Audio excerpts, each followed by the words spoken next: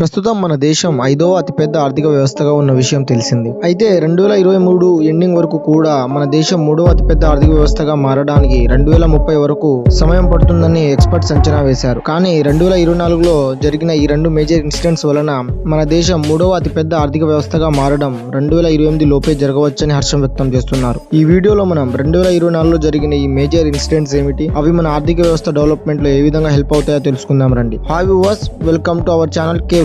ప్రస్తుతం మన దేశం ప్రపంచ ఆర్థిక వ్యవస్థలో 5వ స్థానంలో ఉంది. మనకన్నా ముందు మొదటి స్థానంలో యుఎస్ఏ ఇంత, రెండో స్థానంలో చైనా ఇంత, మూడో స్థానంలో జర్మనీ ఇంత, నాలుగో స్థానంలో జపాన్ ఇంత జీడిపిలతో ముందున్నాయి. దీని తర్వాత మన ఇండియా 3730 యుఎస్డి డాలర్స్ తో 5వ స్థానంలో ఉంది. అయితే ఎక్స్పర్ట్స్ ప్రకారం మన దేశం మూడవ అతిపెద్ద ఆర్థిక వ్యవస్థగా జర్మనీని దాటాలంటే 2030 వరకు సమయం పడుతుందని అంచనా వేశారు. కంటెంట్ నచ్చితే ఛానల్ ని సబ్స్క్రైబ్ చేసుకోండి. కానీ ఇండియాలో చోటు చేసుకున్న పరిణామాలను చూస్తుంటే 2028కి ముందే అది జరిగేలా కనబడుతుంది. ఈ ప్రధాన పరిణామాల్లో మొదటిది అయోధ్య రామ మందిర నిర్మాణం. ఈ మందిర నిర్మాణం వలన యూపీ రాష్ట్ర ప్రభుత్వం 2025 నాటికి 2000 నుండి 2500 కోట్ల వరకు ఎక్స్ట్రా రెవెన్యూ గెయిన్ చేయగలదని ఎస్బీఐ రీసెర్చ్ ఒక నివేదికను విడుదల చేసింది. అయోధ్య రామ మందిరం ఓపెన్ అయిన తరువాత అంటే జనవరి 23న 5 లక్షల మంది భక్తులు రాముడి దర్శనం చేసుకున్నారు. అంతేకాక జనవరి 24న కూడా దర్శనానికి 5 లక్షల మంది వెయిట్ చేస్తున్నట్టు నిర్వాహక కమిటీ తెలిపింది. దీనిని చూస్తుంటే అయోధ్యకు సంవత్సరం పొడవునా రోజుకు తక్కువలో తక్కువ 2 లక్షల మంది భక్తులు రావచ్చని అంచనా ఉంది. ఈ 2 లక్షల మంది భక్తుల రవాణా, పూజ,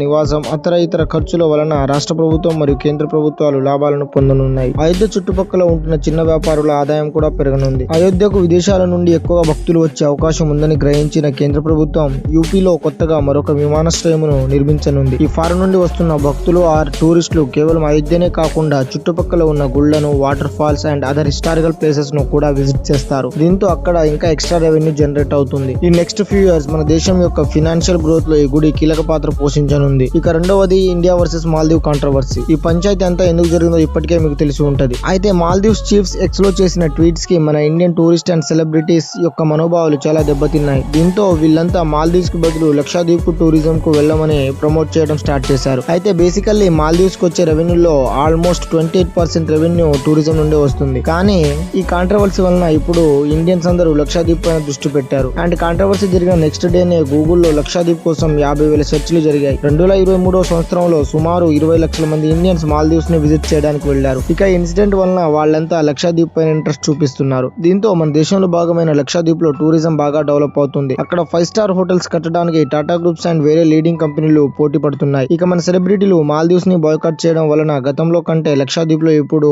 అధికంగా టూరిస్టులు వస్తారు. దీంతో అక్కడ టూరిజం పెరుగుతుంది. యాజ్ యూజువల్ గా టూరిజం పెరగడం వలన రెవెన్యూ కూడా జనరేట్ అవుతుంది.